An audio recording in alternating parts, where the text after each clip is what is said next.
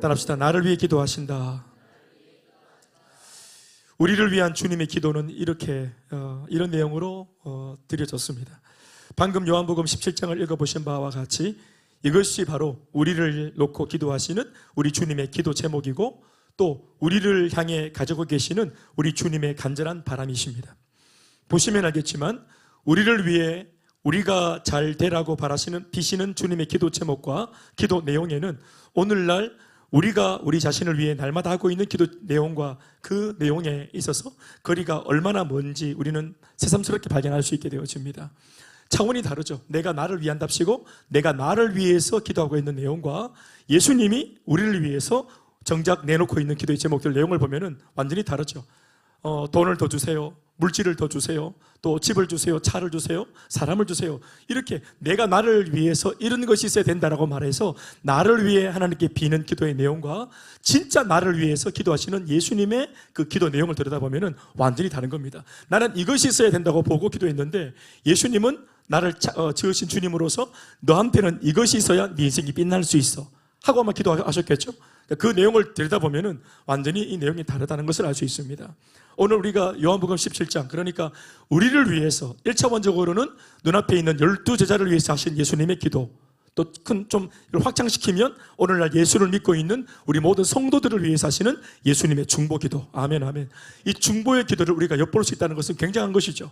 예수님이 오늘 요한복음 17장이 아니셨어도 3년 반 내내 아침마다 또 무시로 또 새벽으로 여러 가지 모양으로 하나님 앞에 기도하셨는데 우리를 위해서. 아멘. 그 내용이 어떤 내용인지는 잘 알지 못했어요. 그런데 17장, 요한복음 17장에 와서 비로소 우리는 예수님의 그 구구절절한 이 세상 예수 믿는 하나님의 사람들을 위한 기도의 제목들이 어떤 것인지를 우리가 드디어 이제 보게 되었어요.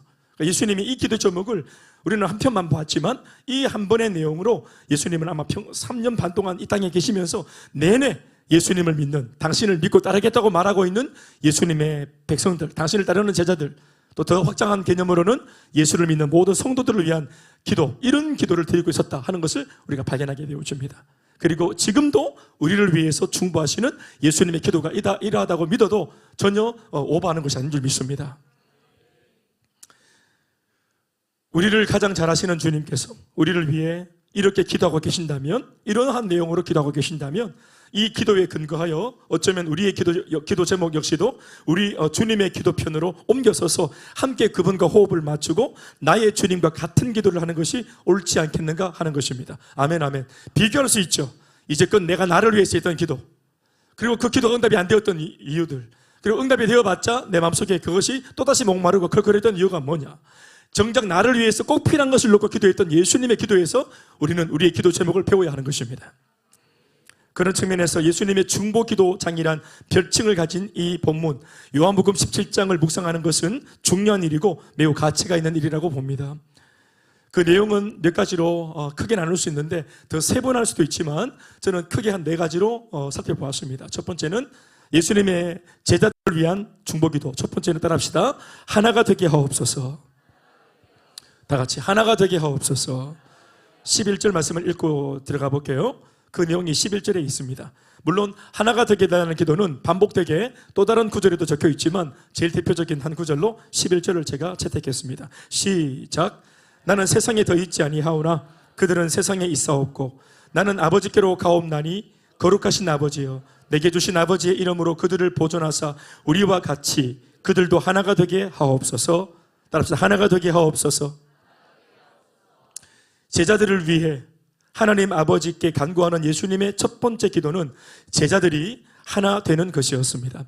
우리와 같이 하나가 되게 하옵소서 이렇게 기도했죠. 우리와 같이 성부, 성자, 성령, 성삼위일체 하나님, 우리 삼위일체 하나님이 이렇게 같이 공동체로 하나 되어 존재하는 방식, 존재 방식과 같이 이들도 나를 믿는 믿음의 공동체로 모였을 때 이들이 각기 전투하지 말고 아멘 아멘 주님과 성도 개개인적인 관계를 가지고 그것만 주장하는 것이 아니라 예수님은 성도 한 사람과 예수님이 예수를 믿는 관계를 맺고 난 뒤 정작 성도들끼리도 예수님과 관계를 맺은 모든 성도들, 그 성도들끼리도 정작 이 땅에서 하나 되어지기를 바랬던 것입니다. 사람은 보는 거 없어. 사람은 볼 필요 없어. 나는 주님과의 관계만 중요해. 난 사람 보러 교회 오는 것이 아니야. 사람은 뭐 어떻게 하든 관계가 없어. 여러분, 이렇게 말하는 것은 그러니까 이런 기도에 뛰어봐도 정확한 기도가 아닌 것입니다. 예수님을 믿으면서 하나님과 한 성도 간의 아름다운 관계, 영적인 관계가 만들어지는 것도 중요하지만 그렇게 영적인 관계를 만들어 놓은 성도 한 사람이 서로 수평적으로도 연계를 맺고 관계를 맺고 하나 되어지는 것은 하나님께 굉장히 중요한 문제입니다. 아멘, 아멘. 그리고 그것이 이 땅에서 예수를 믿는 그 성도에게 정작 굉장히 유용하고 유익합니다. 사실 하나가 되게 해달라는 이 기도는 이미 예수님 곁에서 3년이나 되는 시간을 함께 보내고 있던 제자들에게는 다소 새삼스러운 기도라 할 수 있습니다. 이제 와서 하나 되게 해달라고? 하나 되어진 채로 이미 3년 반이나 거의 쫓아왔는데, 이미 하나 된 지가 오래되었는데 새삼스럽게 이제 마지막 말미에 이렇게 지금 졸업을 하고 있는 입장에 하나가 되게 해달라는 기도는 굉장히 좀 새삼스러운 기도죠. 지난 3년 동안 모든 것을 함께 해온 제자들은 이미 충분히 하나가 되어 있다고 주장할 수 있는 부분이기 때문에 스승 되신 예수님께서 자신들을 향해 이런 기도를 하신다는 것, 그것도 첫 번째로 꼽아서 이 기도를 한다는 것은 어떤 면에서는 충격적일 수 있습니다. 우리가 아직도 믿지 못하신가? 우리의 하나님을 아직도 예수님 의심하시는가? 피를 섞은 가족이 아닌 것을 감안한다면 그래도 이 정도의 모습이면 꽤나 선망하는 것이 아닌가? 이런 식으로 조금은 이해가 안 되고 또 섭섭한 마음을 표현할 수도 있을 것만 같습니다. 왜냐하면 이런 기도 대신에 우리를 복 주시고 우리를 잘 되게 하고 이런 등등의 기도가 더 필요할 수 있죠, 제자들 입장에서는. 그런데 우리를 놓고 예수님이 하시는 첫 번째 기도가 이것이어야 되었는가 하고 이걸 좀 다른 각도로 접근할 수 있다 이 말이죠. 그러나 그럼에도 불구하고 제자들을 생각하시며 예수님이 채택하신 첫 번째 기도는 당신의 제자 공동체가 하나 되는 것이었습니다. 지금까지 하나 되어 왔다고 하더라도 그걸 부정하는 것이 아닙니다. 하나 되어 있죠. 물론 하나 되어 있습니다. 예수님이 지난 3년 반 동안 당신께서 양육하고 말씀으로 훈련하시고 그들을 이끄시면서 계속 눈이 안 보이게 했던 작업이 뭐냐면은 그들 전체를 하나 되게 만드는 것이었습니다. 예수님 덕분에 하나 되어 있습니다. 그러나 정작 그들을 하나 되게 만들어 놓으신 예수님께서 당신 떠날 말미에 그들을 위해서 했던 기도 첫 번째가 뭐냐면은 반드시 이 기도 이후로 더욱, 오늘 이 순간 이후로 더욱 하나가 되었더라도 이후에 더욱 하나가 되어져야 된다는 사실이었습니다. 당시 제자 공동체를 보시며 스승으로서 예수님이 가지고 계셨던 염려의 근거가 뭐였냐? 11절에서 기록하고 있는 바와 같이 바로 스승의 부재입니다. 예수님은 이 땅에서는 한시적으로 계셨습니다. 3년 반이라고 하는, 전체적으로는 한 33년 계셨지만 예수님은 한시적으로, 어떤 면에서 시한부로 이 땅에 계셨습니다. 그리고 때가 되면은 십자가로, 때가 되면은 또 부활로, 때가 되면은 승천으로 이 땅을 떠나셔야 되고 가깝게는 제자들 12명을 떠나셔야 하는 것이에요. 그러니까 예수님은 당신의 부재가 이미 예고되어 있는 것이었습니다. 그러니까 예수님의 염려 근심이 뭐였냐면은 제자들을 놓고 당신 자신 스승의 부재였습니다. 지금까지는 나 때문에 또 나 덕분에 하나가 되었다 하더라도, 나 중심으로 이 공동체 12명이 하나 되었다 하더라도 내가 사라지고 난 뒤, 내가 눈에 보이지 않게 되어지고 난 뒤, 내가 이 땅을 떠나고 난 뒤 이 제자 공동체가 과연 하나일 수 있을까? 네, 그것이 예수님의 스승으로서의 그것이 염려의 어떤 근거였습니다. 그리고 또 하나는 동시에 얼마 안 있으면 이 제자 공동체만 덩그러니 세상에 남겨지게 될 것이라는 심각한 현실이었습니다. 이 기도 사건은 여러분, 그 시기가 예수님 십자가 사건이 있기 불과 얼마 전에 있었던 그런 기도의 사건이었습니다. 그러니까 예수님은 아까도 말했지만 당신이 떠날 기약이 가까웠기 때문에 더욱 이런 기도가 간절했던 것입니다. 이 두 가지 사실이 예수님으로 하여금 이 첫 번째 기도, 이들을 하나 되게 해달라고 하는 이 기도를 하게 만든 요인이었습니다. 11절 상반절을 읽어보십시오. 나는 세상에 더 있지 아니하오니, 이것이 바로 예수님의 염려의 근거였어요. 나는 이 세상에 더 이상 더 있지 아니하오나, 그러나 주님의 기도는 뭐냐? 아버지 하나님께 그들은, 내 제자들은 세상에 있지 않습니까? 나는 주님께로, 아버지께로 가지만 이들은 나를 믿는 믿음을 가진 성도가 된 채로 이 땅에 있지 않습니까? 그러니까 이들은 반드시 하나 되어져야만 됩니다. 비록 내가 함께 있지 못하더라도 하나 되어져야 되고, 어떤 면에서는 내가 없기 때문에라도 더 강한 하나가 되어 있어야 됩니다. 스승의 부재로 인하여 세상에 홀로 남겨지게 될 이 신앙 공동체는 홀로 남겨진 세상에서 장차 어떤 상황을 마주하게 될런지 이미 예수님은 너무 잘 알고 계십니다. 세상이, 스승이 사라진 이 12명 제자한테 어떤 짓을 하게 될지, 입장을 바꾸면 12제자는 자신의 스승이 없는 부재 가운데에서 덜렁 예수만 믿고 있는 중에, 또 덜렁 사명 하나 들고 서 있는 중에 세상으로부터 예수를 믿는다고 하는 한 가지 이유만으로 어떤 꼴을 당하게 될지에 대해서 예수님이 너무 잘 알고 계시는 거예요. 그래서 하나됨에 대한 기도가 절실하셨던 것입니다. 왜냐하면 세상이 그들이 하나 되어 있는 것을 보지 못하게 될 것 때문이고, 흔들어댈 것이기 때문이고, 그들을 흩어내고 핍박과 박해와 또 순교의 어떤 고통을 가했으라도, 죽음의 고통을 가했으라도 그들을 흩으려고, 그들을 흩어버리려고 아마 혈안이 될 것이기 때문에 그랬었던 것입니다. 그러니까 그런 일이 있을 것을 다 아시는 예수님께서는 그럴지라도 더 견고한 하나가 되어야 된다고 말씀하시는 것입니다. 14절을 읽어보시겠습니까? 마찬가지 이어지는 주님의 기도 중에 한 대목이 있죠. 시작. 내가 아버지의 말씀을 그들에게 주었사오매 세상이 그들을 미워해서, 세상은 반드시 내가 떠난 뒤에 그들을 미워할 거다.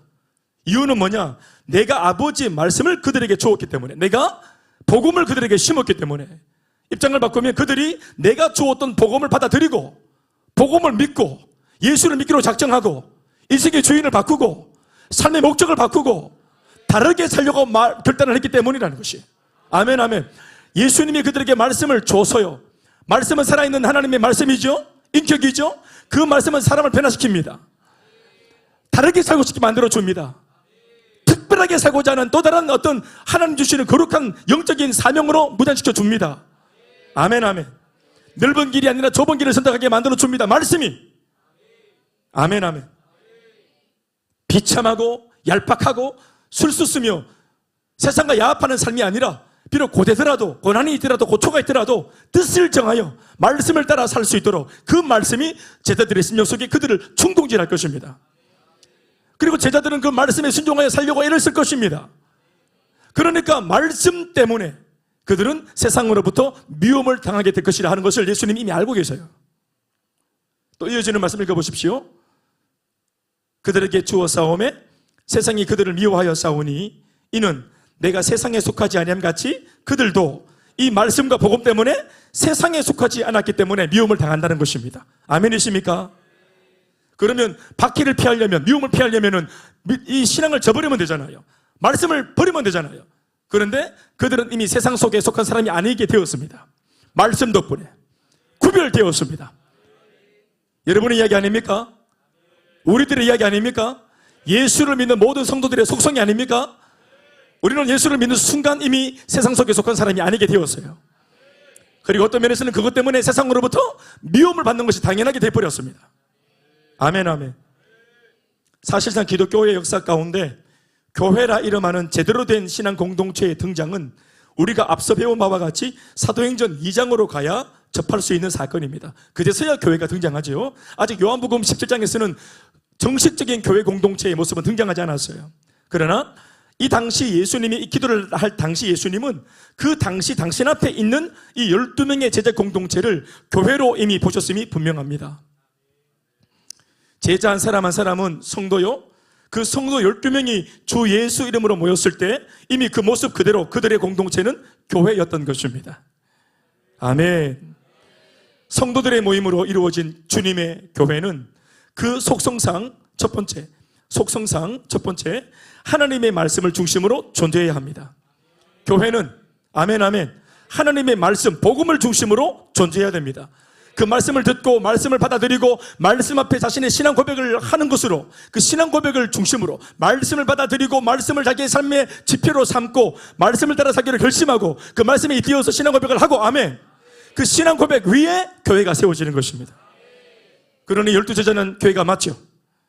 또 두 번째는 그렇게 존재하되 반드시 이 교회는 세상 안에 존재해야 하며, 아멘, 아멘. 사람들이 없는, 사람들을 피해 산 꼭대기에 막 기도원 짓고 그것이 정상이 아니에요. 절간처럼 저 속세를 떠나 산속에 숨어 있으면 안 됩니다. 세상 속에 들어있는 교회여야 되는 것입니다. 첫 번째는 하나님의 말씀을 중심으로 존재해야 되고, 교회는 또 그렇게 존재하되 반드시 세상 안에 존재해야 되고, 세 번째, 그러나 세상 속에 존재하되 세상에 속하지는 말아야 하며, 아멘이십니까? 그 속에 같이 있지만 세상과는 달라야 되는 것입니다. 구별되어야 되는 것입니다. 그러니 이런 교회 공동체의 모습을 하고 이 교회와 그 교회 안에 모인 성도들이 세상 속에 버젓이 하나님 말씀 중심의 삶을 붙들고 예수님처럼 살아보겠다 하면 과연 세상 사람들이 이런 희한한 성도들과 교회를 어떻게 할 거라고 주님은 보신 것입니까? 14절 말씀에서 이미 예수님이 언급하고 계시지 않았습니까? 다시 한번 상반절 읽어보십시오. 내가 아버지의 말씀을 그들에게 주어 싸움에 세상이 그들을 미워하여 싸우네.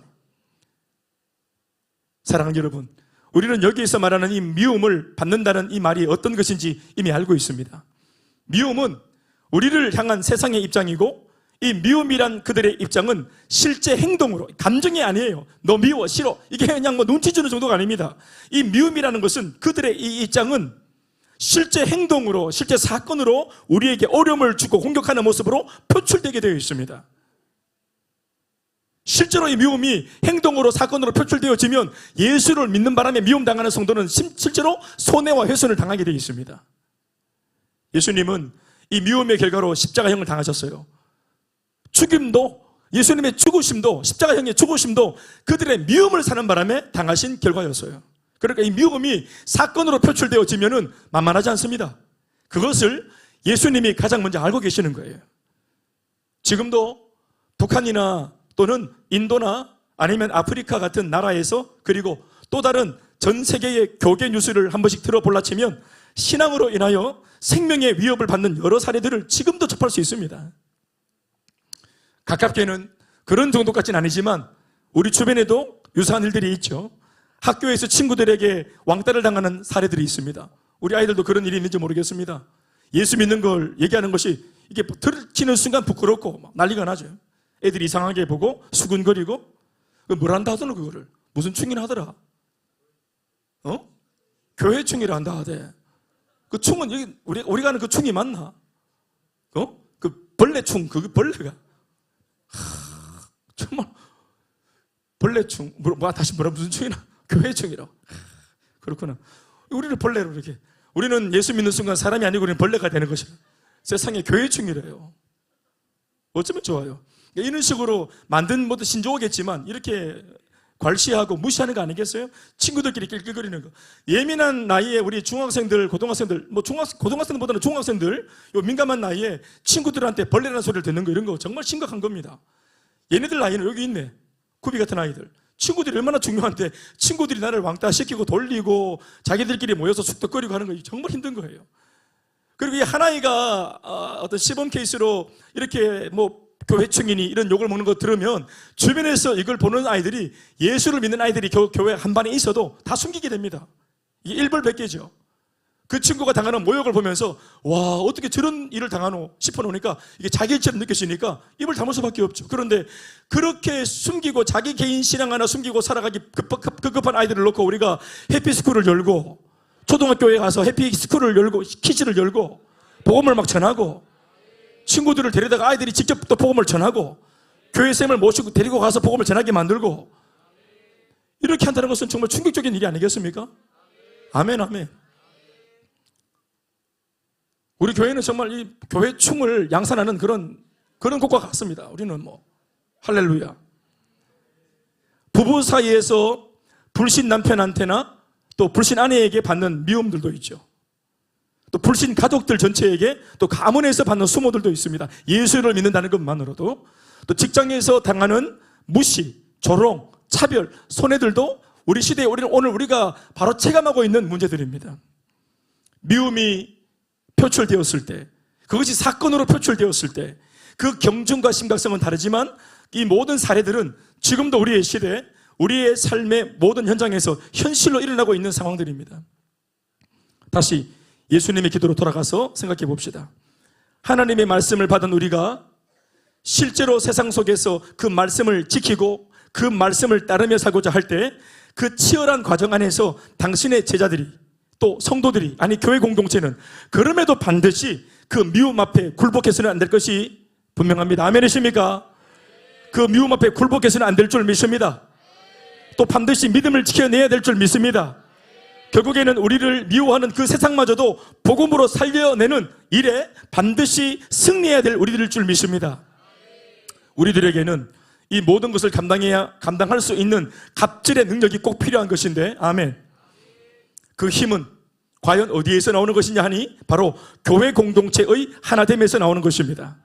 그래서 예수님 첫 번째 기도가 하나 되게 해달라는 것이었습니다.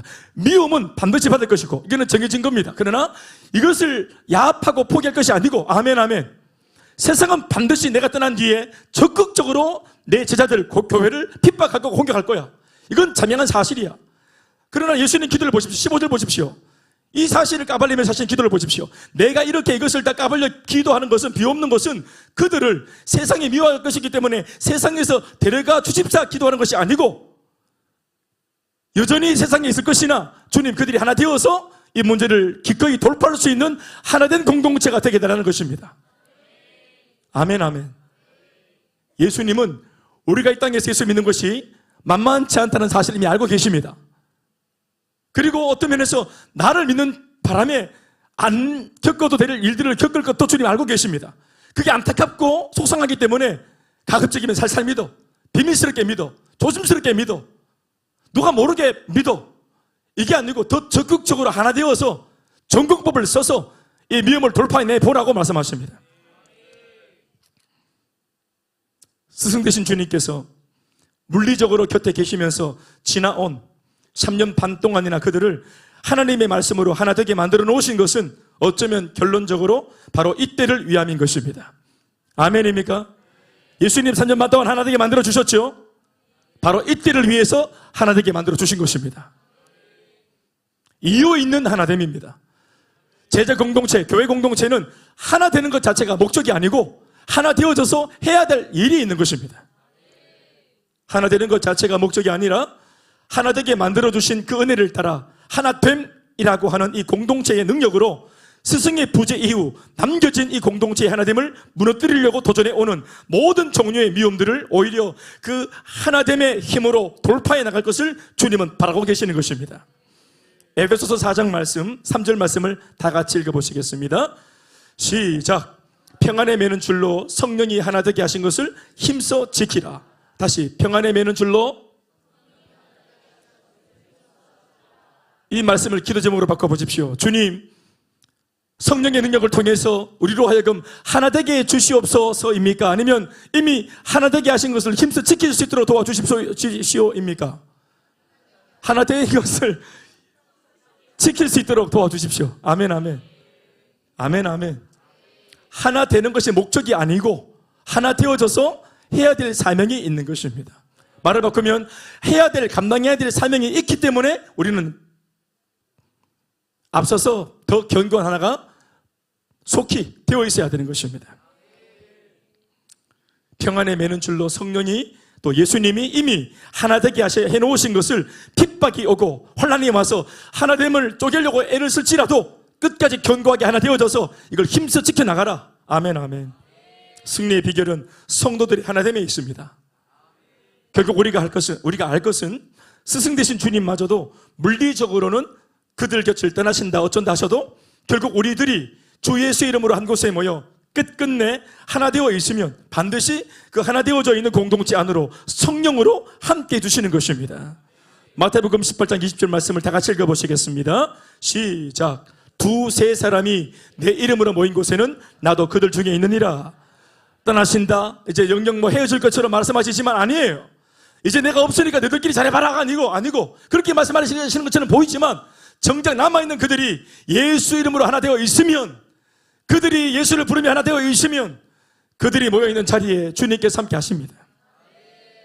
이 말씀은 꼭 두세 사람이라고 말하는 것에 방점이 있는 것이 아니라 두세 사람만 내 이름으로 모여도 내가 함께 할 것인데, 공동체 무리가 함께 모였을 때 내가 어찌 너희들과 함께 하지 않겠는가? 내가 어찌 너희들의 셀과 함께 하지 않겠으며 너희들의 교회 공동체와 함께 하지 않겠는가? 너희들이 내 이름으로 드리는 예배 공동체, 그 예배하는 시간에 내가 어찌 임하지 않겠는가? 내 이름으로 이렇게 많은 사람들이 모여서 금요일 밤에 기도할 때 내가 어떻게 임하지 않겠는가? 믿습니까? 따라합시다. 반드시 함께 하신다. 우리가 하나 되어 있을 때, 분리, 분쟁, 당짓고 쪼개지고 반목하고 시기하고 질투하고 깨어지는 공동체에는 주님 함께 하지 않지만 하나 되려고 기필코 애를 쓰는 교회 공동체에는 주님께서 함께 하십니다. 모이기를 힘쓰는 교회 공동체, 모이기를 힘써서 하나 되려고 애를 쓰는 세가정 모임에 주님이 함께 하십니다. 아멘, 아멘. 예수를 믿는 바람에 어떤 면에서는 괜히 세상으로부터 미움을 사게 되었다는 원망과 후회가 일어난 경험은 없습니까? 여러분들에게? 예수를 믿는 바람에 괜히 손해를 보는 것만 같아 계산이 복잡해지고 짜증이 났던 경험은 없습니까? 이 모든 상황을 다 아시는 주님께서 그럼에도 불구하고 이 모든 상황을 낙관적으로 보시며 어떤 면에서 태연하게 세상에 제자들만 덩그러니 두고 승천하셨던 근거가 바로 여기에 있다는 사실을 우리는 알게 되어집니다. 그것이 뭡니까? 하나됨입니다. 아멘, 아멘. 예수님 당시 제자들만 보더라도 베드로, 요한, 야고보, 안드레 등등 한 사람 한 사람, 이 사람들을 떼놓고 한 사람 한 사람씩 들여다보면 무엇 하나 내세울 게 없던 초라한 인생들에 불과했습니다.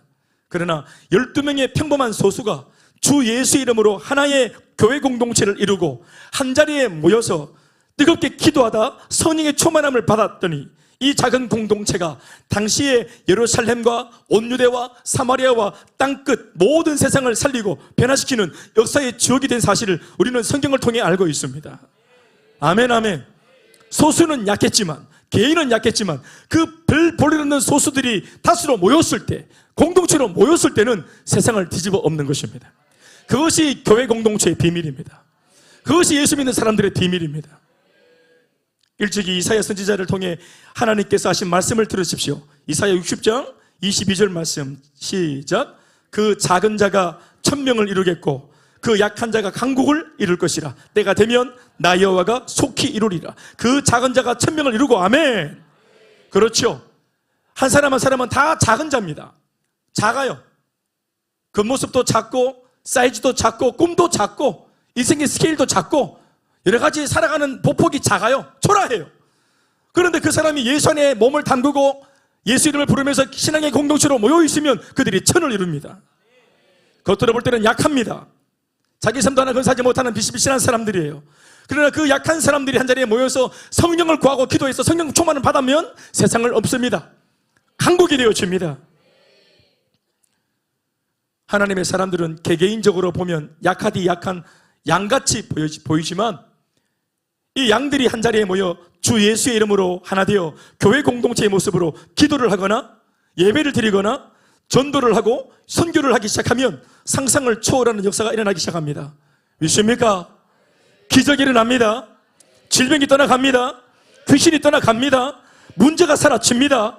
원수마귀 흑암의 권세는 무너지고 죄의 사슬과 문제도 결박도 끊어집니다. 믿습니까?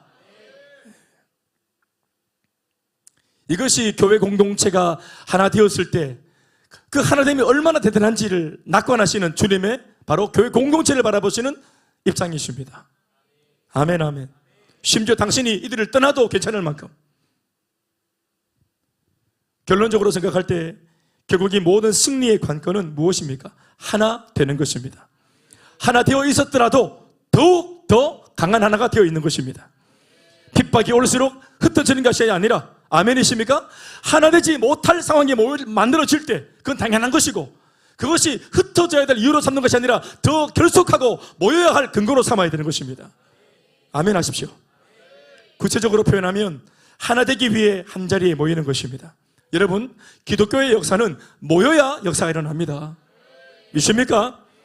기도도 모여서 함께 해야 힘을 얻고, 예배도 모여서 드려야만 영적인 시너지가 일어나고, 전도와 선교도 개인이 아닌 공동체가 모여서 함께 해나가야 영적인 대세가 만들어져서 이것을 더 잘할 수 있는 것입니다. 비밀은 하나 되는 것, 하나됨의 비밀은 모이는 것입니다. 이 비밀을 어느 순간부터는 마귀도 눈치를 챘는지, 그래서 할 수 있는 대로 마귀는 예수 믿는 사람들이 한자리에 모이는 것을 회방하기 시작했습니다. 방해하기 시작했습니다.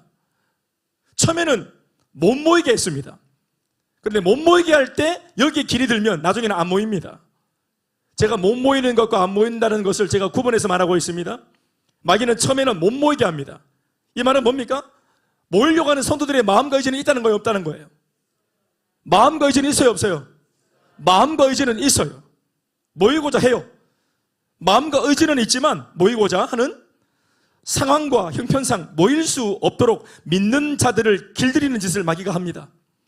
이때 안 모이는 것에 익숙해지고 길들여져 버리면 모이지 않는 것이 주는 편안함과 거짓 유익에 익숙해져서 모임에 가보려고 애를 썼던 지난날 그 마음이나 의지도 순식간에 사라지고 마는 것입니다. 신뢰가 뭡니까? 우리가 흔히 요즘 말하는 가난한 성도들이죠. 이 말을 거꾸로 하잖아요. 안 나가 성도, 교회를 안 나가는 성도들, 안 나가는 성도들을 가난한 성도라고 하지. 이분들이 하는 말이 뭐냐면 나는 예수를 좋고 하나님 좋고 교회를 하나님을 사랑하고 말씀도 믿고 다 따르는데 나는 그들이 모여있는 교회 공동체는 부정한다 하는 것입니다.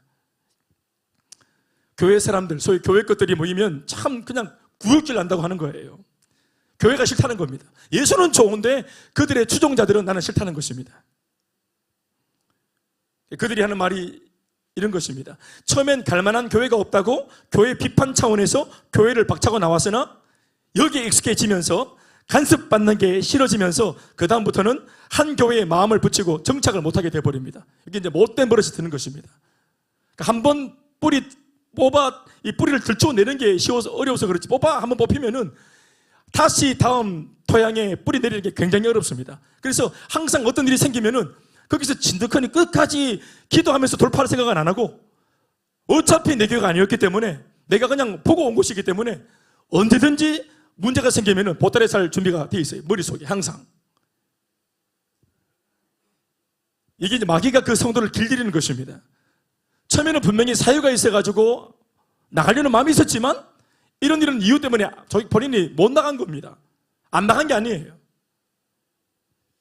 그런데 어떻든지 이유는 그렇게 되었을지라도 그 뒤에 이제 익숙해집니다. 편하고 간섭하는 사람 없고 순종하라느니 충성하라느니 봉사하라느니 나한테 카드 내미는 사람도 없고 간섭을 안 하니까 편하게 해서 믿고 있죠. 그러니까 주일날 예배 하나 딱 드리면서 내 할 도리 딱 하고는 나머지 삶은 자기 마음대로 사는 거예요.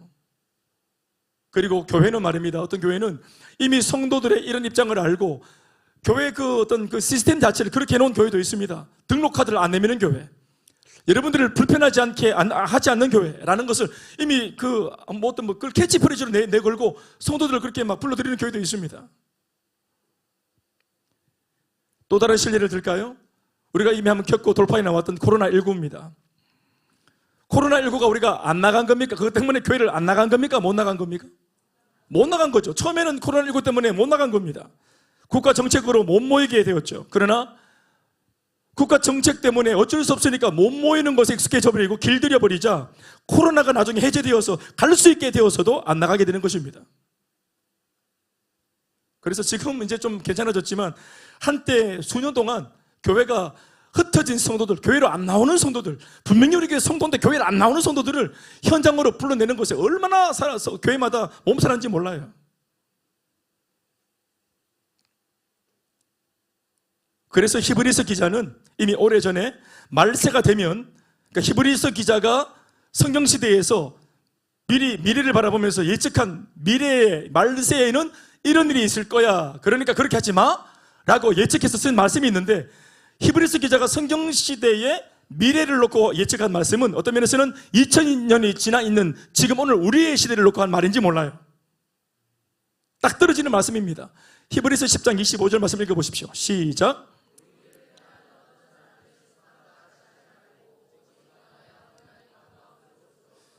말세가 되면 모이기를 패하는 어떤 사람들의 습관, 그렇죠. 이게 습관입니다. 모이지 않는 것이 습관이 되는 거예요. 처음에는 안 모이는 것이 어색하죠. 안 모이는 게 이상하고 모이는 게 정상입니다. 그런데 나중에 점점 무게중심이 옮겨가면서 모이지 않는 것이 습관이 되고 안 모여 있는 것이 이것이 대세가 되어지고 모이는 게 이상한 교회가 되는 것입니다.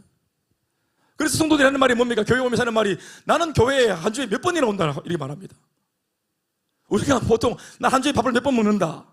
그걸 셉니까? 나는 한 주에 몇 시간 잔다. 한 주에 몇 시간 잔다고 셉니까? 시간을? 나는 한 주에 몇 번 똥을 돈다. 이걸 셉니까? 누가 그걸 셉니까? 삶의 한 부분으로 받아들이지. 그런데 교회 오는 것을 왜 셉니까? 나는 일주일에 직장 몇 번 간다고 셉니까? 나는 일주일에 학교 몇 번 간다고 셉니까? 나는 한 번도 들어본 적이 없어요. 그런 말을. 근데 들어본 거 있어요. 반복적으로. 뭡니까? 나는 일주일에 교회를 몇 번이나 온대요. 오면 안 됩니까? 그 교회가 니를 살렸는데, 그러면 나는 예수를 몇 번 믿는다고 하죠, 와.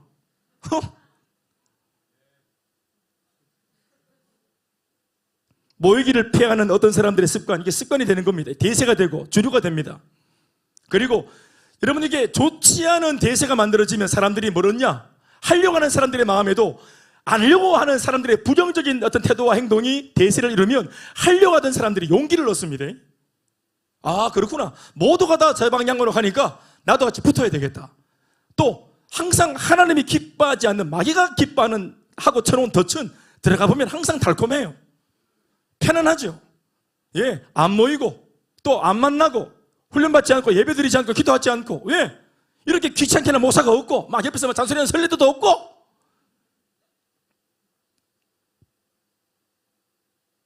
나 혼자 그래서 막 인터넷 열어놓고 막 그냥 이 설교 저 설교 뭐 전 세계 설교를 다 돌아가면서 듣고, 영어 설교는 또 어려우니까 못 듣지만 뭐 하여튼 뭐 돌아가면서 듣고, 유명한 강사들, 유명한 부흥사들, 이름 있는 모사님들 이런 거 여러분, 유명하고 이름 있는 모사님이 하시는 말씀은 하나님의 말씀이고, 이름 없는 대구 촌에서 하는 이 김대현 목사님 말씀은 지 말이가.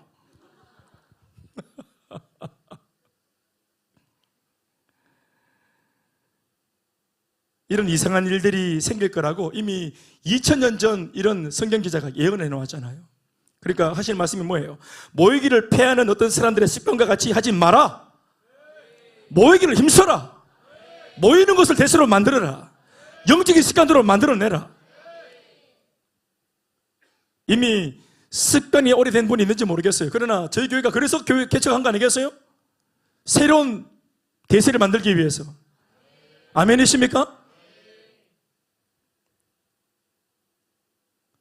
제가 마이박스라고 하는 그 앱 어플이 하나 뜨더라고요. 난 마이박스라는 어플을 처음 봤어요. 근데 난 깐 적이 없는데 이게 깔아져 있더라고요. 마이박스라는 어플이, 이걸 네이버를 깔면 깔린다고 합니다.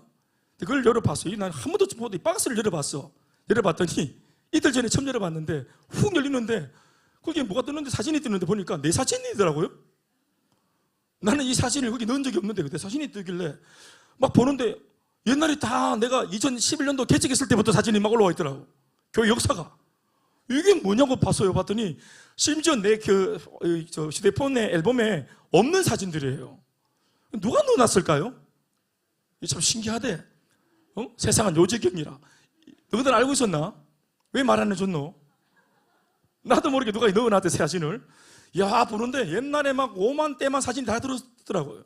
그러니까 제가 이제 혼자 우리 교회 처음 남성, 여성, 그때는 혼성으로 셀리도 할 때입니다. 세일 할 때. 제가 막 가운데 일어나가지고 막 남자들 거실에 앉혀놓고 막 말씀을 전하고 있는 사진들. 또 어떤 성도 하나가 교회를 안 왔어. 오후 예배를 안 왔어. 그래서 그때는 개척한 지 얼마 안 됐기 때문에 오후 예배를 안 와. 성도가 그럼 어떻게 해야 되겠어요? 간절히 기도하고 다음 주까지 기다려야 됩니까? 내가 어떻게 했냐면은 교회 다 같이 그날 예배당에서 다 나와가지고 그 성도 집에 다 같이 가는 겁니다. 교회 안 오면 교회가 가는 거예요. 그래서 전 성도가 다 가서 집에 다 들어가가지고 거기에서 사도신경 외우고 찬양하고 거기서 대표 기도하고 거기서 예배를 드렸어요. 실제로. 맞죠? 네, 그렇게 했습니다. 그 사진들이 막 들어있더라고. 근데 보면서 막, 와, 진짜 막, 대단하네, 진짜. 그 사진들 막, 이야, 대단한 게 많더라고. 행복몸 있는 사진들, 진짜 뭐 하여튼 5만 대만 돼서 다 행복몸을 했더라. 또, 머리 헤어 스타일 바꿔가면서 계속 끊임없이 같은 사람이 헤어스타일만 달라지면서 계속 같은 자리에서 양육하는 사진들. 계속. 그런데 변전산을 쭉 걸어가 보니까 자꾸 늙어가더라고, 얼굴이. 얼굴이 늙어가고, 이제 옷 사이즈도 달라지고, 몸의 형태도 달라지고, 이렇게. 그러나 한결같은 것은 끊임없이 행복모임을 열고, 양육을 하고, 예배를 드리고, 셀로 모이고, 이거를 우리 교회가 15년 내내 무한 반복했다는 걸 제가 이, 무슨 박스? 마이박스를 통해 내가 이번에 알게 됐어요. 다시 한번 알게 됐어요. 와, 이렇게 지독하겠구나. 그리고 우리 교회 사례를 놓고 전국 팔도를 돌아다니면서 이 행복모임을 전하고, 또 양육 훈련을 전하고, 유익을 전하고, 아멘, 아멘. 예, 그렇게 했더라고요. 거기 보니까 막 제가 청도에,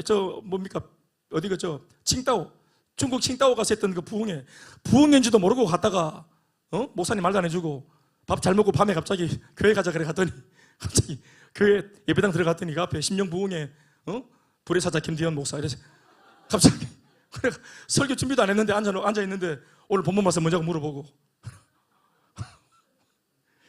마태복음 28장 19절에서 20절 제목은 두 날개. 그래가지고 2시간 반 동안 설교하고 뭐 이랬던 그 사진들도 막 있더라고 거기에. 악착같이 모였습니다. 코로나 때 마스크 쓰고 모였다 사진 막 보니까 모였더라고. 아멘 아멘 막. 예? 양육 훈련 해야 되겠는데 나라 정책이 어땠습니까? 4명 이상 모이지 말래.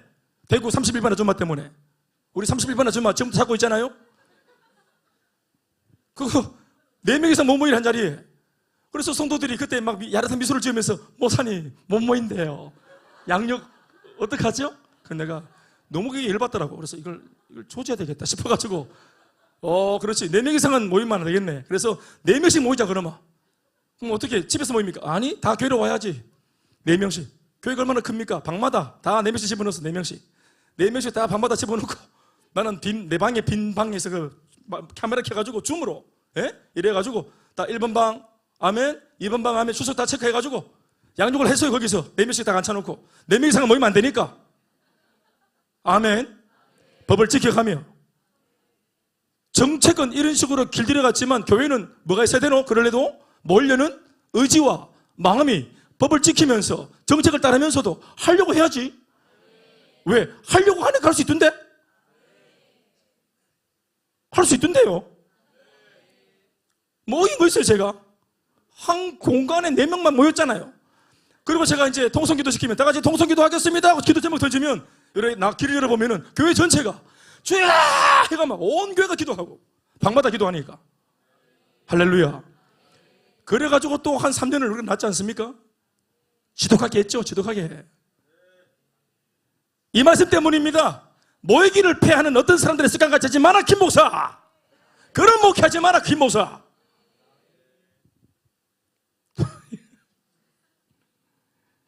사랑하는 여러분, 그 옛날 제자들이 자신의 스승이신 주님을 하늘로 떠나보낸 후 홀로 남았던 것처럼 어쩌면 오늘의 우리들도 예수님을 믿긴 하지만 그 주님은 여전히 눈에 보이지 않고 손에 잡히지도 귀에 들리지도 않는 주님으로 계십니다. 그리고 우리만 덩그렇게 이 세상 속에서 신앙 가진 이방인처럼 그들의 판단과 미움의 대상이 되어 초라하게 서 있는 느낌을 가질 때가 있습니다. 사랑하는 여러분, 그러나 이것을 기억하십시오. 우리 주님은 결코 우리를 떠나 계시지 않으십니다. 우리 안에 여전히 함께하고 계십니다. 만약 이 확신이 개인적인 묵상만으로는 빈약하게 느껴진다면 주님이 우리와 함께 계신다는 보다 더 큰 확신을 가지기 위해서라도 우리에게 주신 선물과 같은 우리의 교회 공동체를 주목하시기 바랍니다. 주님의 몸된 교회 공동체로 우리가 집요할 만큼 모이기를 힘쓰고 또 함께하고 또 같이 기도하고 함께 예배하며 다 같이 전도하고 다 같이 선교하며 주님의 법을 성취해 나갈 때 하나님이 우리와 함께하고 계심을 200% 확신하게 될 것입니다.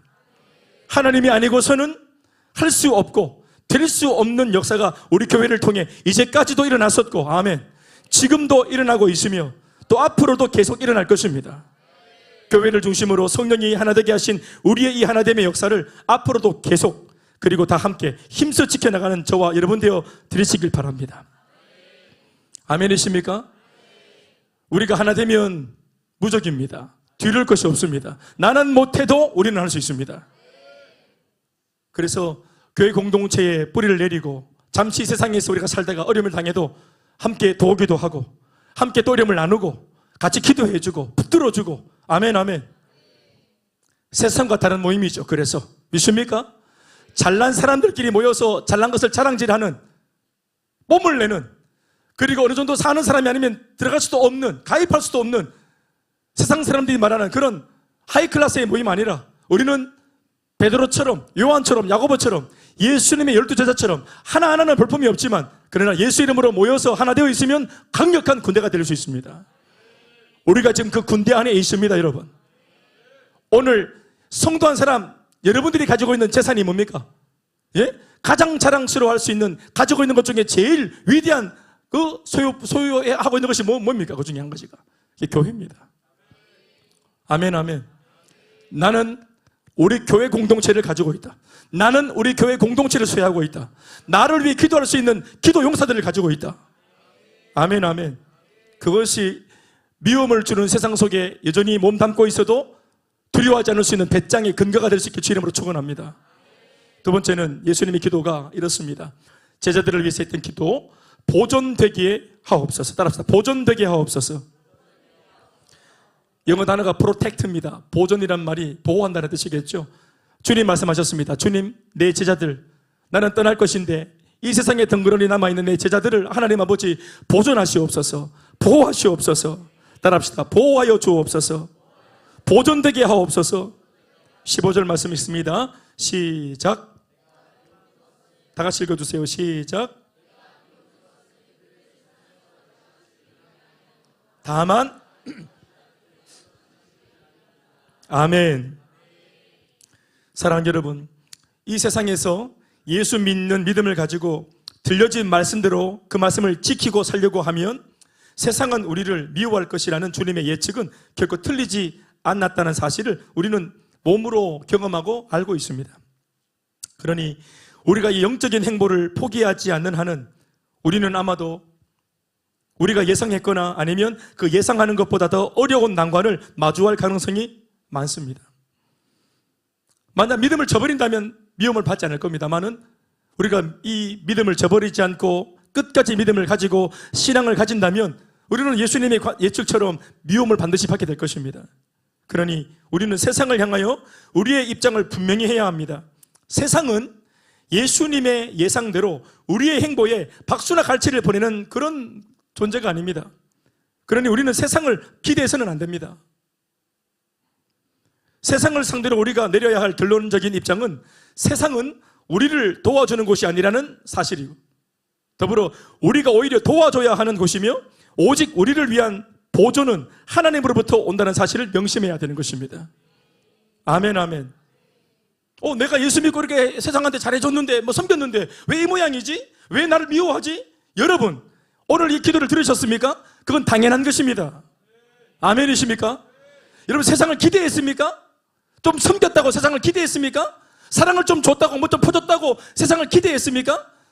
내가 보여줬던 선행 그 몇 가지를 통해서 단번에 나와 같이 예수를 믿겠다고 찾아올 줄 알았습니까?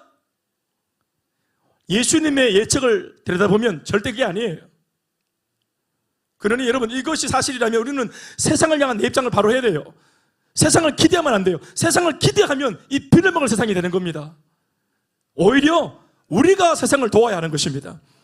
하나님이 우리를 이 땅에 두신 이유가 뭡니까? 예수님 떠나갈 망정 이 땅에 제자들을 두신 이유가 뭡니까? 세상을 돕도록 하기 위해서 두신 것입니다. 보호는 세상이 우리를 향해 보호하는 것이 아니라 우리가 세상을 보호하는 것입니다. 아들을 군대 보낼 때 기도가, 부모의 기도가 하나님, 내 아들 보호받게 해주십시오. 예수 믿지 않는 어떤 것들 속에 있을 건데 그 불신자들 아이들 가운데서 물들지 않고 보존받게 해주십시오. 아니에요. 우리가 그들을 보존하는 것이에요. 우리를 보호하시는 것은 주님이시고, 뭐 할 때 우리를 미워하는 그들이지만 그럼에도 그들 속에 떠나지 않고 그들 속에 박혀 있으면서 끝끝내 그들을 돕겠다고 말하는, 그들에게 복음을 전하겠다고 고집하는 우리 일대 그 보존과 보호는 하나님으로부터 우리에게 임하는 것입니다. 아멘, 아멘. 직장 갈 때 보호받으려고 하지 마십시오. 우리가 그 직장에 있는 불신자를 보호하기 위해서 가는 것입니다. 모양새는 말단 사원으로 가지만 그 말단 사원, 예수 믿는 기도하는 말단 사원이 그 직장 베테랑들을 보호하는 것이에요.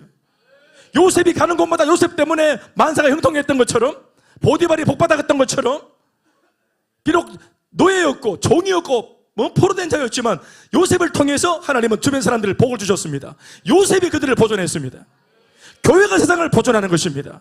예수 믿는 여러분들이 여러분 사람들을 보존하는 것입니다. 예수를 믿는 다른 사람의 가족이 모든 가문 사람들을 보존하는 것입니다.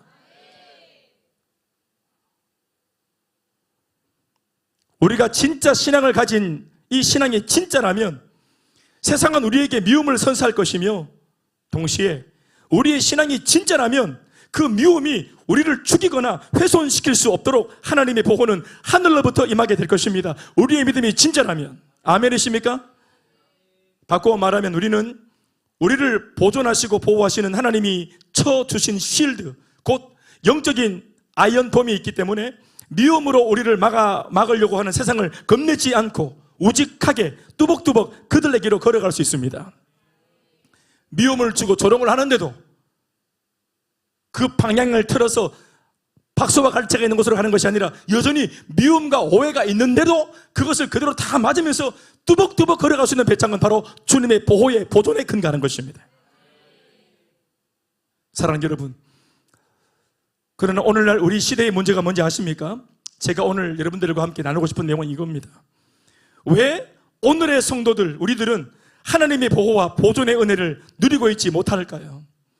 왜 우리는 기적 같은 주님의 살벌한 순간에 갑자기 등장하는 주님의 손길, 갑자기 부져주시는 주님의 돕는 그 도움의 응답의 사람들, 왜 이런 기적들을 우리 삶에 오늘은 경험하지 못하고 있을까요? 그것은 세상 앞에서 우리가 충분히 미움을 받지 못하고 있기 때문입니다. 하나님의 기적적인 보존의 은혜가 필요할 만큼 오늘의 우리는 세상 앞에서 충분히 욕을 먹거나 미움을 당하고 있지 않기 때문입니다. 왜냐하면 세상으로부터 미움을 받을 만큼 상식을 거스르는 신앙적인 선택이나 신앙적인 결단을 하지 않기 때문에 그렇죠. 그런 일을 해본 적이 없습니다. 홍해 앞에 서본 적이 없기 때문에 바다가 갈라지는 것을 보지 못하는 것입니다. 골리앗 같은 강력한 대적 앞에 서본 적이 없기 때문에, 기꺼이 맞짱뜨리라 서본 적이 없기 때문에, 피하며 살았기 때문에 골리앗이 돌팔매 하나에 자빠지는 것을 보지 못하는 거예요. 여리고 같은 견고한 앞에 서본 적이 없기 때문에, 막막한 그 대상 앞에 서본 적이 없고 신앙적으로 모험을 해본 적이 없기 때문에 주님의 기적 같은 보존과 보호를 경험하지 못하는 것입니다. 왜요? 우리가 우리를 보호하기 때문이잖아요. 내가 나를 안전한 곳으로 인도하잖아요. 핍박이 없는 곳으로, 갈등이 없는 곳으로. 예측하건대 욕먹겠다, 이거 욕먹겠다 싶으면 아예 우리 보험을 안전하잖아요. 그러니 무슨 돌파할 일이 생기겠습니까? 그러니 무슨 하나님의 기적 같은 응답을 기대하겠습니까? 우리가 알아서 어련알아서 합리적으로 잘 살고 있는데, 이미 본인 스스로가 합리적인 선택을 하고 적당히 타협을 하고 신앙적인 모험을 하지 않고 사는데 그 밍밍한 삶에 무슨 하나님의 극적인 기적이 일어나겠습니까? 기적은 지금도 분명히 일어나고 있지만 그것은 기적을 믿고 기적이 필요할 정도의 삶을 살고 있는 성도들에게 주어지는 값진 선물입니다. 그러니 우리가 그런 성도가 되어야 되지 않겠습니까? 하나님의 보호의 기적을 믿고 세상의 미움을 기꺼이 감내하고자 하는 성도, 우리가 되어야 되지 않겠습니까? 세상으로부터 받는 믿음에 대해서도 할 간증이 있고, 뭘 겪어봤다, 뭐 아픔을 겪어봤다, 갈등을 해봤다, 미움을 당해봤다, 미움을 받은 것에 대해서 할 말이 있어야 되죠. 동시에 하나님으로부터 받은 보호에 대해서도 할 말을 할 것이 있는, 그 간증거리가 있는, 할 말을 가진 성도가 되었으면 좋겠습니다. 예수님은 우리를 향해서 보존해 주길 바라고 보호하고자 하시고, 예수님은 그것을 위해 아버지 하나님께 지금도 기도하고 계시지만, 오늘 이 기도의 내용을 묵상하면서 우리 스스로에게 던지는 질문은, 나는 주님의 보호가 필요한 사람이 맞는가 하는 것입니다. 사랑하는 여러분, 신앙의 모험을 해야 주님의 보호가 필요한 거 아니겠습니까? 내가 나를 보호하려고 들지 말고, 안전빵으로 살지 말고, 안전빵으로 믿지 말고, 말씀이 가르치는 대로 믿어보길 도전해 보시고, 말씀이 좌하면 좌하고 우하면 우할 수 있는 말씀을 따라가는 삶, 그것 때문에 세상으로부터 오해를 받을지라도, 미움을 받을지라도, 이상하다 말을 들을지라도 그런 모험에서 주님의 보호를 경험하는 것입니다. 세 번째는 거룩하게 하옵소서입니다. 따라합시다. 거룩하게 하옵소서. 다 같이 시작. 17절 말씀입니다. 같이 한번 보시겠습니다. 시작. 그들을 진리로 거룩하게 하옵소서. 이 공동체를, 이 제자들을, 이 성도를 하나님 아버지, 제가 떠날지라도 당신의 말씀의 진리, 복음의 진리로 거룩하게 만들어 주시옵소서. 하나 되고 또 보존을 약속받은 공동체는, 또 성도는 결국 우리들만 하나 되어 있거나 또 우리들만 보호를 받는 것으로 만족해서는 안 될 것입니다. 하나님의 은혜 속에 하나 되어 보호받는 공동체는 세상을 살리고 그들 역시도 우리의 하나됨 속에, 그리고 하나님의 보호 속에 들어올 수 있도록 우리가 만들어주고 도와줘야 할 것입니다. 우리의 하나 속에 그들도 들어와 하나가 되도록 만들어주고, 우리가 받는 주님의 그 보호의 특권 속에 그들도 보호를 받도록 이 영적인 무리 속으로 인도해 줘야 되겠죠. 그러기 위해서 그들의 마음을 열고 그들 스스로가 우리와 같아지고 싶도록, 우리 공동체에 들어오고 싶도록, 우리와 하나 되어지고 싶도록 무엇인가 영적인 매력을 발산해야 할 텐데, 세상에서는 볼 수 없는 그 영적인 신비한 매력이 무엇인가 하면 오늘 주님의 기도 속에서 듣는 비결을 말하자면 바로 거룩입니다. 아멘, 아멘. 거룩이란 단어의 본뜻은 단절과 구별입니다. 따라합시다. 단절과 구별. 따라합시다. 거룩, 단절, 구별. 세상과 죄로부터의 단절. 그리고 그 단절로 인해 나타난 결론은 고립이 아니라 구별입니다. 세상 사람들과 같이 죄를 지키지 않겠다고 단절을 하고 그리고 이별을 선언하면은 사실 고립되죠. 그런데 고립되어지는 이상한 삶이 아니고 그게 구별되어진 삶입니다. 세상과 분리되어진 것은 고립이 아니에요. 외로움이 아닙니다. 고독이 아닙니다. 아멘이십니까? 옳은 선택입니다. 죄를 짓게 만드는 친구들, 다수의 친구들을 등졌지만 그것은 고립이 아니고 그것은 구별된 것이에요. 우리는 생각하기를 세상 사람들의 이목을 끌기 위한 지혜가 그들과 똑같아지는 것이라 여길는지 모르지만, 일단 전도하려면 같아져야지, 일단 전도하려면 같은 부류가 되어져야지, 설령 그들과 좋은 관계 맺기의 과정에서는 또 그런 방법이 필요하기도 하겠지만, 그러나 결국엔 그들과 다른 그 한 끝에 다른 영적인 매력 포인트는 죄와의 단절과 구별된 삶입니다. 아멘이십니까?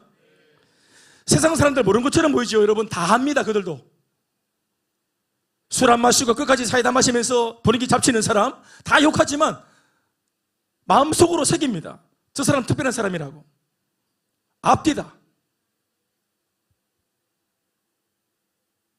나중에 그래서 자기가 개인적으로 어려운 일을 당하면 그때 술자리를 거절하고 혼자 사이다 마시면서 욕을 기꺼이 욕먹고 앉아있던 그 말단 상원이 떠오르고 자기 개인사를 그 사람한테 찾아가서 엄밀히 털어놓게 되어 있어요. 바리새인들이 전부 다 예수님을 무시한 것처럼 보였지만 안 그래요. 바리새인 출신에 누가 있었습니까? 니고데모 같은 사람은 마음속으로 예수님을 다른 마음으로 흠모하고 있었어요. 동료 때문에 표현을 못했지만 계속 예수님의 다른 말, 다른 행보를 예의주시했어요. 그 예수님의 단절과 구별된 삶이 그에게는 굉장한 매력으로 다가왔습니다. 아멘이십니까? 그래서 아는 것은 많지만 삶이 안 따라가는 자기를 비롯한 자기 동료들에 대해서는 늘 뭔가 답답했는데, 가르침만 아니라 삶도 다르신 예수님을 보면서 뭔가 마음이 움직였던 거예요. 그래서 아무도 모르는 밤에 자정에 은밀하게 찾아와서 구원의 비밀을 묻지 않습니까? 아멘이십니까? 사랑하는 여러분, 진정 우리가 세상 사람들한테 필요할 수 있는 영적인 가장 큰 매력은 죄와의 단절 그리고 구별되어진 삶입니다. 이것을 놓고 예수님 말씀을 따르면 바로 이것이 거룩입니다. 평범해 보이는 사람에게서 느껴지고 또는 심지어 보여주기까지 하는 그 성도의 거룩한 삶의 방식에 결국은 매료가 되는 것입니다. 죄인들의 마음이 바로 그 영적인 거룩에서 흔들리는 것입니다. 이것은 도달 못할 경지도 아니면서 거룩 말이죠. 또한 절로 되어지는 것도 아닙니다. 하나님의 말씀 안에서 우리는 비록 우리가 예수는 아니지만, 내가 예수는 아니지만 예수님처럼 말할 수 있고, 아멘? 예수님처럼 어떤 것을 선택할 수 있는 거룩한 삶의 비결을 우리가 배울 수 있습니다. 디모데전서 4장 5절 말씀, 짧은 한 구절의 말씀이 우리한테 힘주어 도전하고 있습니다. 이렇게 하면 거룩해질 수 있고 단절할 수 있고 구별될 수 있다. 시작. 하나님의 말씀과 기도로 거룩하여 지미라. 한 번 더 시작. 하나님의 말씀과 기도로, 다시 시작. 그래서 언제나 신앙의 결론은 말씀이요. 너무나 교과서 같이 고리타분할 수 있지만 그럼에도 불구하고 대부분 신앙의 결론은 기도하는 것입니다. 말씀과 기도로 나 자신이 단절되고 구별되어지는 것이에요. 아멘, 아멘. 그 영적인 거룩함이 깃들 때 예수는 아니지만 예수님을 닮은 사람들이 조금씩 풍겨 나오면서 사람들 앞에 우리가 뭔가를 어필할 수 있는 근거가 만들어지는 것입니다. 아멘, 아멘. 예수님은 제자들을 놓고 이것을 기도하셨습니다. 하나 되어야 되고 보존되어야 되는데, 하나 되고 보존되어지는 이유가 뭐냐? 바로 세상 사람들에게 복음을 전하기 위해서고, 아멘. 그들에게도 이 하나됨의 비밀, 보존됨의 은혜를 나누어 줘야 되겠는데 어필을 뭘로 하뇨? 그들의 거룩한 삶이에요. 구별된 삶입니다. 아멘, 아멘. 그래서 예수님 이미 기도하시고 계시는 거예요. 이들이 이 세상에서 미움을 주는 세상으로부터 보호받으려고만 하지 말고 더 적극적으로 거룩한 삶을 살아내어서 그들을 감동시켜서 그들의 미움이 그치는 것은 물론이거니와 감동을 통해 함께 예수를 믿게 되어지는 지경에 이르자고. 예수님의 기도의 이 포부가 굉장히 크지 않습니까? 어떻습니까? 아멘, 아멘. 그러면서 이제 마지막 마무리하는 마지막 기도의 제목은 이렇습니다. 영광을 보게 하옵소서. 따라합시다. 영광을 보게 하옵소서. 따라합시다. 아버지의 영광을 보게 하옵소서. 24절 말씀입니다. 한 목소리로 읽겠습니다. 시작. 아버지여,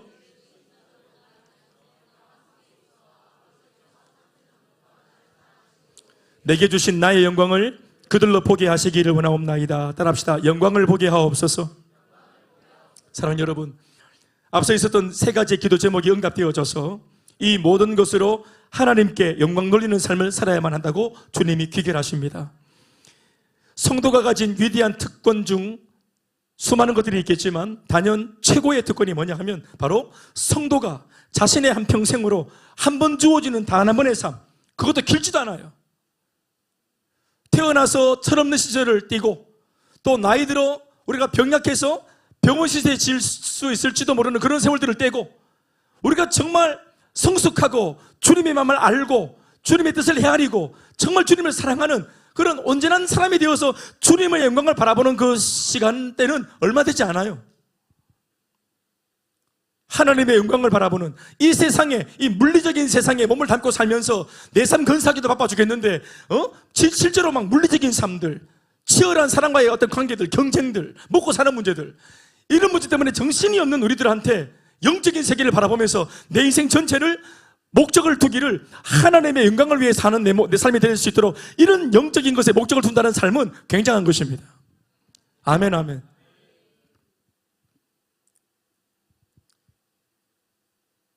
성도가 가진 위대한 특권 중 단연 최고의 특권은 성도가 가진 자신의 한평생으로 광대하시고 위대하신 하나님의 영광을 위할 수 있다는 사실입니다. 내 삶으로 하나님께 영광을 돌리고 살 수 있다는 사실이에요.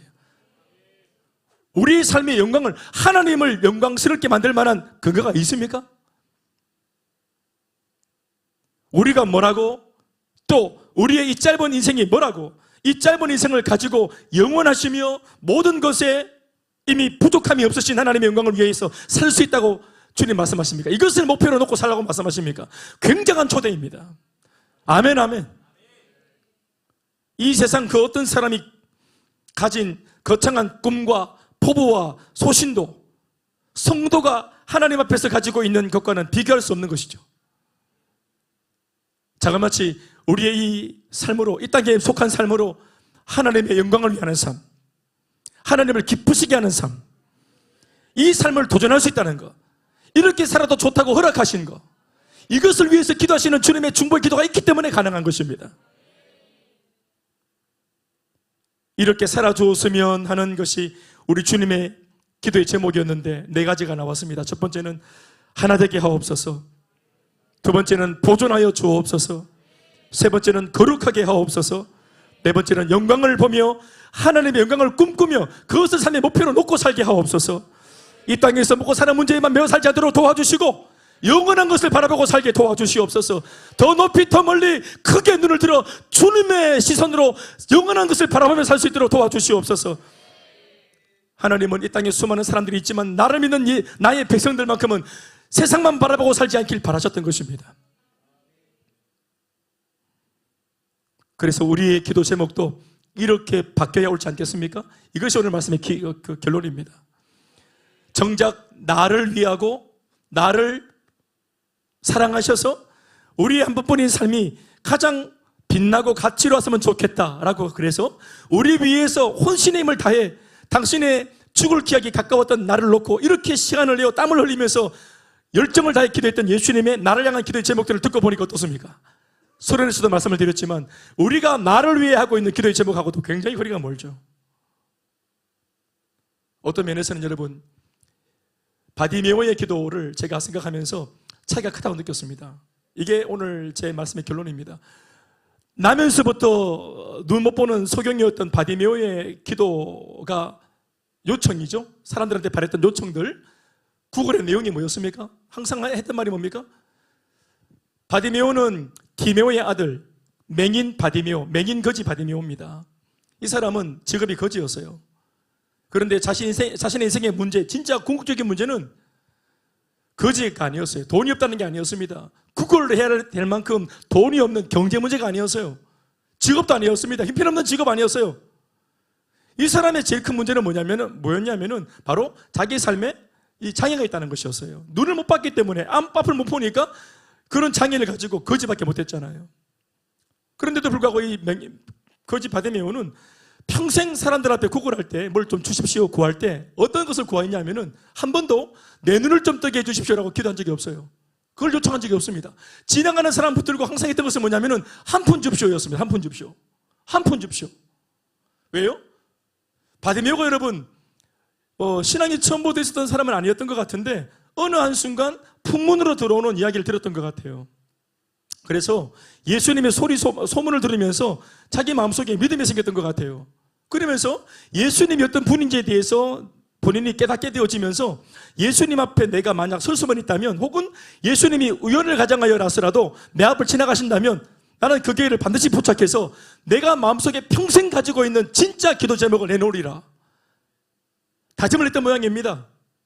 그런데 진짜 그날이 왔죠. 예수님이 이렇게 옆을 지나가시는데 이 거지 바디메오가 난리를 부리면서 또 앞을 못 보니까 얼마나 또 진상을 부렸겠습니까? 그러면서 어떻게 하든지 다윗의 자손 예수여 하고 비명을 지르면서 저렇게 달려왔잖아요.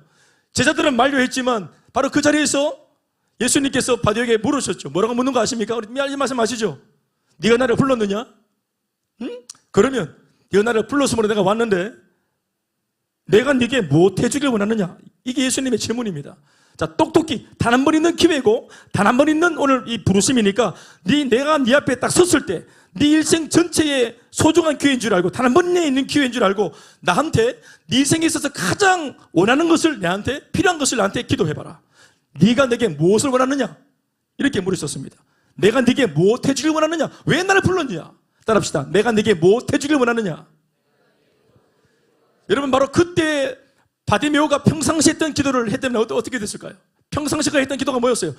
태어나서 지금까지 사람들 앞에 그가 내뱉었던 기도는 뭐였습니까? 한 푼 줍시오였어요. 한 푼 줍시오. 그런데 예수님을 만난 그 자리에서만큼도 마저도 마작 이 바디메오가 2푼 줍시오 했다면 다시는 예수님이니까 내 소문 들었는데 2푼 줍시오, 10푼 줍시오, 100푼 줍시오 이 깡통 채워주십시오 이랬다면 어이없는 일이 일어났을 겁니다. 그런데 바디메오가 믿음이 있었다는 사실이 뭘로 증명되냐면 기도의 제목으로 증명되어집니다. 뭐라고 기도합니까? 예수님 앞에서만큼은 사람들 앞에서 단 한 번도 하지 않았던 기도였습니다. 뭐였습니까? 주여 내가 보기를 원하나이다. 만약 지나가는 사람들 앞에서 바디메오가 이런 기도를 했다면 욕먹었을 거예요. 사람들한테 막 욕을 먹었을 겁니다. 또 실제로 그 사람들은 바디메오라 하여금 눈을 뜨게 할 수도 없고 제가 이 말을 하는 것입니다. 사랑하는 여러분, 이제까지 우리가 했던 기도, 예수님의 기도, 나를 위해서 하셨던 예수님의 기도를 바라보면 예수님은 정작 우리한테 나를 믿는 이 백성들이 눈을 좀 뜰 수 있도록 도와주십시오 이렇게 기도한 겁니다. 내가 떠날 건데 여기 있는 12제자가 주님 영의 눈을 좀 뜨게 해 주시옵소서. 인생의 비밀을 진짜 좀 보게 해주시옵소서. 인생이 진짜 가치로운 것을 좀 알아먹게 좀 해주십시오. 그래서 내 제자들은 정말 아름답게 가치로운 삶을 살 수 있도록 좀 도와주십시오. 이걸 놓고 기도했다면 그 전까지 제자들은 바디메오처럼 한 푼 줍시오. 예수 옆에 붙었던 이유도 산전반을 따라 붙었던 이유도 따라다녔던 이유도 한 푼 얻으려고 한 푼 줍시오 이거 하려고 붙었던 거예요. 지금도 이 시대에도 이 자리에도 예수를 믿고 있고 신앙생활하고 있지만 우리 마음속에 주구장창하고 있는 기도는 한 푼 줍시오인지 몰라요. 먹고 살게 해주십시오인지 몰라요. 그러나 정작 우리에게 무엇이 있어야 가장 우리 인생에 값어치가 있을 수 있다고 주님 보시냐면은 이 네 가지 기도인 것 같습니다. 예수를 믿는다는 것은 만만치 않습니다. 아까도 말했지만, 그러니까 교회 공동체는 건재해야 됩니다. 모든 성도들은 교회 공동체는 하나가 되어 있어야 됩니다. 그러면 미움에서도 상관없잖아요. 아멘이십니까? 그리고 나서 우리는 하나님으로부터 보호를 받아야 됩니다. 그러나 하나님으로부터 보호를 받기 위해서라도 그 보호가 필요할 정도로 그 미움을 감내하며 뚜벅뚜벅 세상을 지향하는 우리가 되어줘야 합니다. 피하지 말고. 그렇겠죠? 홍해 앞에 서야 되고, 골리앗 앞에 서야 되고, 여리고성 앞에 서야 됩니다. 그러면 기적을 경험하게 될 것입니다. 그리고 그렇게 해야 됩니다. 이미 한물간 아주 구태의연한 구닥다리 주제지요. 순결해라, 거룩해라, 이런 말은 요즘 세상에 하지도 않습니다. 그러나 뜬구름 잡는 거룩이 아닙니다. 뽀사시하고 아름답고 영롱한 그런 상태를 말하는 것이 아니에요. 죄로부터 단절되고 구별된 삶을 사는 것입니다. 거기에서 세상에 감동을 주는 것입니다. 우리를 미워하던 세상, 미움에서 보호받고 이것만 아니라 오히려 감동을 줘서 미워하던 세상이 우리 앞에서 미워했던 게 민망하도록, 미안하도록, 오해한 게 미안하도록, 그래서 두 손 들고 우리 앞으로 뚜벅뚜벅 걸어와서 그래 알았다, 네가 믿는 예수 한번 들어보자 하고 나올 수 있도록 만들어내는 그 은혜가 있어야 되겠죠. 그게 거룩한 삶입니다. 그리고 마지막에는 그렇게 땅을 살아가면서 우리 내심 마음속에는 늘 꿈이 있어야 되는 거예요. 어떤 꿈입니까? 하나님께 기쁨이 되고 싶다. 물론 우리가 단기간에 가져야 될 목표들이 있죠. 그것은 당장 우리에게 발에 불 떨어진 시험을 감당하는 거, 성적을 올리는 거, 대학 들어가는 거, 직장 들어가는 거, 또 열심히 직장 생활해서 또 좋은 어떤 그런 결과물을 내놓는 거, 한 가정의 가장으로서 또 부모로서 아이를 잘 기르고 양육하는 거, 또 다음 세대를 준비하는 거, 뭐 여러 가지가 있을 수 있겠지만 그 모든 것을 할지라도 그 모든 것의 궁극적인 목적은 하나님을 영화롭게 하고 주님을 기쁘시게 하는 삶을 살겠다 하는, 오늘 예수님의 기도를 닮아가야 될 줄로 믿습니다. 이 네 가지가 우리의 삶에 꼭 심겨져서 함께 달려가는 귀한 영적인 공동체 우리 모두가 되길 주의 이름으로 축복합니다. 모든 영광 하나님께 박수하시겠습니다.